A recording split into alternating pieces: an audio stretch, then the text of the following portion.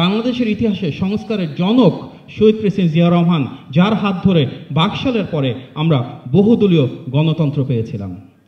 আমাদের নারীদের জন্য আলাদা মন্ত্রণালয়, যুবকদের জন্য আলাদা মন্ত্রণালয়, শিশুদের জন্য নতুন করে সৃষ্টি করা, খাল কাটা কিংবা বৃক্ষরোপণ কর্মসূচি দেশ জুড়ে করা, প্রান্তিক পর্যায়ে কৃষক, মজুর এবং খেটে খাওয়া মানুষের পাশে খাল কাটার জন্য কোদাল হাতে নেমে যাওয়া, এই প্রত্যেকটা কাজ শহীদ প্রেসিডেন্ট জিয়া রহমান করেছিলেন, যার কারণে তিনি বারবার তৃণমূলে ছুটে গিয়েছিলেন, সমাজে প্রান্তিক জনগোষ্ঠীর পাশে দাঁড়িয়েছিলেন।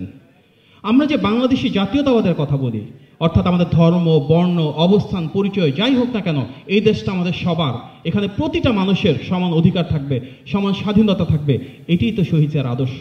সে আদর্শকে ধারণ করি 5ই আগস্ট থেকে 8ই আগস্ট পর্যন্ত, যখন বাংলাদেশে পুলিশ ছিল না, থানা ছিল না, প্রশাসন ছিল না, পুরো বাংলাদেশকে আমাদের নেতা জনাব তারেক রহমানের নেতৃত্বে আগলে রেখেছিল বিএনপি, আগলে রেখেছিলেন আপনারা সবাই।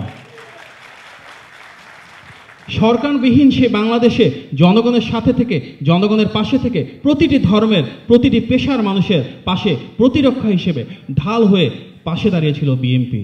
বিএনপি সেই রাজনৈতিক দল যারা কখনো ধর্মভিত্তিক রাজনীতি করে নাই, কিন্তু ইসলামী মূল্যবোধের মূল্যায়ন করেছে।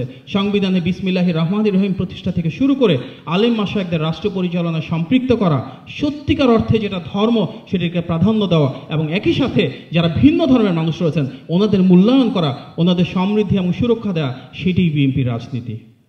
আমরা যদি দেখি শহীদ প্রেসিডেন্ট জিয়া রহমান এমন একজন মানুষ যার যে রাজনীতি ছিল, যে রাষ্ট্রনীতি ছিল, একজন রাষ্ট্রনায়ক হিসেবে ওনার প্রতিটি অস্তিত্ব, প্রতিটি পলিসি, প্রতিটি প্রোগ্রাম আজকে আমাদের সত্তায় পরিণত হয়েছে। শহীদ জিয়ার আদর্শেই আজকে নিহিত রয়েছে আমাদের অস্তিত্ব, আমাদের রাষ্ট্রীয় গৌরব। আজকে হয়তো শহীদ জিয়া নেই, কিন্তু শহীদ জিয়ার পরে আমরা দেখেছি দেশনেত্রী এবং খালেদা জিয়া সে বহুদলীয় গণতন্ত্রকে আরও এক ধাপ এগিয়ে সংসদীয় গণতন্ত্র পরিণত করেছিলেন। বাংলাদেশের ইতিহাসে যতবার গণতন্ত্র লুণ্ঠিত হয়েছিল, প্রতিবার সেই গণতন্ত্র পুনরুদ্ধার করেছিল বিএনপি। গত 16 বছরের ফ্যাসিবাদ বিরোধী আন্দোলনে এবং জুলাই গণ অভ্যুত্থানেও সবচেয়ে বড় রাজনৈতিক দলে বিএনপি ছিল না।